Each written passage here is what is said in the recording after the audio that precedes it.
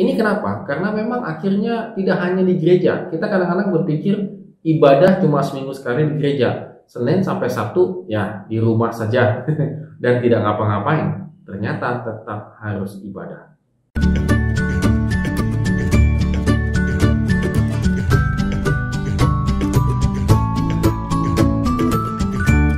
Morning Good Readers, hari ini kita kembali merenungkan firman Tuhan. Tetap semangat, optimis, dan kita yakin Tuhan menyertai setiap langkah kehidupan orang yang berkenan dan percaya kepadanya. Dan kita akan membaca dan merenungkan dari 1 Tawarikh pasal 16 ayat 37 sampai dengan yang ke-43. Tetap semangat ya untuk membaca firman Tuhan. Sesuai dengan peraturan hukum Taurat, para imam dan Lewi telah ditentukan Tuhan untuk melayani ibadah Israel. Yang Daud lakukan dicatat pada perikop ini adalah penataan ulang sesuai dengan tugas masing-masing. Sesuai dengan talenta yang sudah terbukti, yaitu mengubah Mazmur, Asaf, dan saudara-saudaranya ditetapkan untuk melayani ibadah, ayat 37.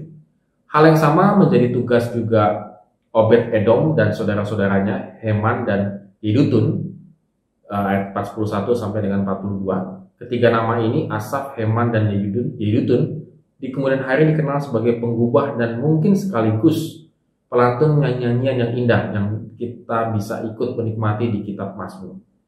Secara khusus Sadok keturunan Harun harus menyelenggarakan ibadah di kemah suci Tuhan dengan satu jenis ibadah setiap pagi dan petang sesuai dengan petunjuk Taurat. Ibadah ini adalah bagian dari rangkaian ibadah yang lebih lengkap dan diatur di Taurat Musa.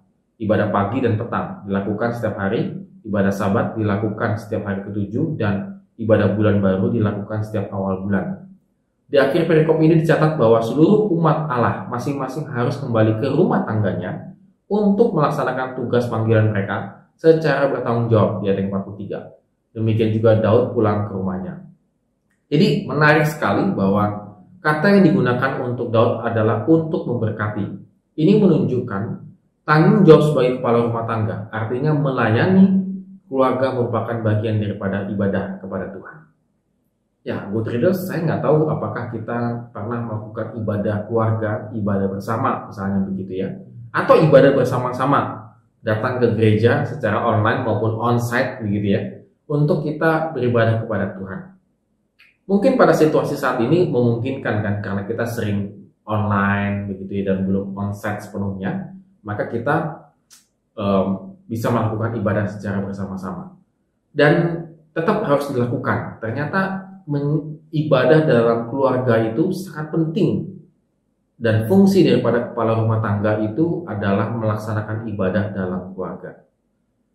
Apakah kita pernah mengajak istri kita, anak-anak kita untuk berdoa, membaca dan merenungkan firman Tuhan? Ya, ini juga menjadi teguran bagi saya juga pribadi gitu ya, supaya harus melakukannya secara konsisten. Kadang-kadang iya, kadang-kadang enggak, misalnya begitu. Ini kenapa? Karena memang akhirnya tidak hanya di gereja. Kita kadang-kadang berpikir ibadah cuma seminggu sekali di gereja. Senin sampai Sabtu ya di rumah saja dan tidak ngapa-ngapain. Ternyata tetap harus ibadah bersama-sama dengan keluarga. Mari kita pikirkan untuk mengambil waktu bersama dengan istri dan anak kita, dengan suami kita untuk membicarakan tentang firman Tuhan. Sehingga nilai-nilai yang tumbuh dalam keluarga itu adalah nilai-nilai berdasarkan firman Tuhan. Bukan sekedar nilai-nilai tradisi semata-mata, tetapi bagaimana kita kembali lagi memahami kebenaran firman Tuhan untuk menerangi tradisi kita. Ini yang terkadang kita menjadi gagal.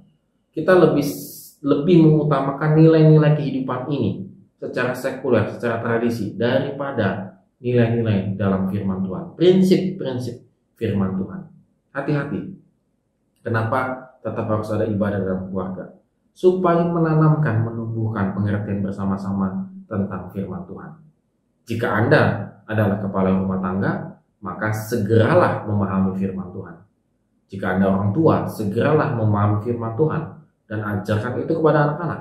Dan jika Anda adalah anak-anak, maka segeralah juga tetap mempelajari firman Tuhan. Supaya kita bisa bersama-sama membangun keluarga kita, memahami firman Tuhan, dan memakai firman Tuhan sebagai landasan kita untuk berpikir, bertindak, mengambil keputusan.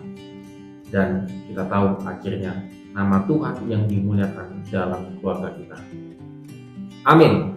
Have a nice day and God bless us.